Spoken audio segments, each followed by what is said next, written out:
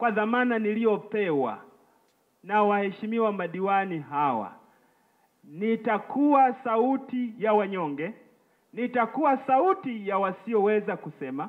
Kama kutakuwa na mwananchi anateseka kwa sababu ya huduma ambazo serikali ilipaswa kutoa kupitia manispaa hii, akaribia ofisini kwangu kila Jumanne na Alhamisi, na sijui ni ratiba gani ambayo nitawekewa, lakini natamani kuonana na wananchi uso kwa uso.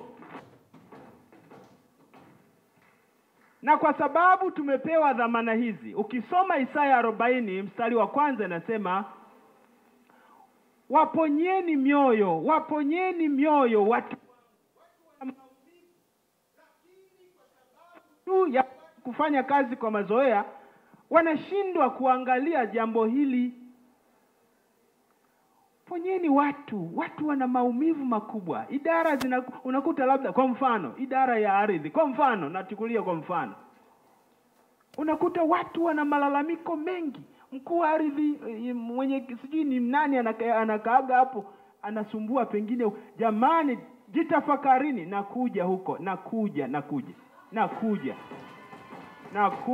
mjitafakari,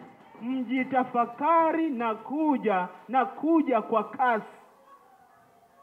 Nimepewa dhamana hii kwa wakati huu, nitaifanya kwa zamu yangu. Pale nitakaponyamaza na Mungu atasema nilituma mjakazi wangu kwa manispaa ya Kibaha. Wananchi tegemee kicheko. Mheshimiwa Rais anawapenda. Tuna mkurugenzi msomi. Huyu nimesoma naye chuo kikuu kimoja, ninamfahamu. Ni mtu mchapakazi, hana shida. Anatarajia sisi waheshimiwa diwani tumwelekee nini cha kufanya, na kwa sababu ni mwadilifu, ni mchapakazi, atashirikiana na sisi kupeleka maendeleo kwa kasi kwa wananchi wetu. Baada ya kusema hayo, niwatie moyo, niwaambie ya kwamba kazi ya utumishi ni kazi ambayo Mwenyezi Mungu humpatia mtu kwa wakati. Utakaposhindwa kuifanya kwa wakati uliopewa na Mungu, basi mawe yataifanya.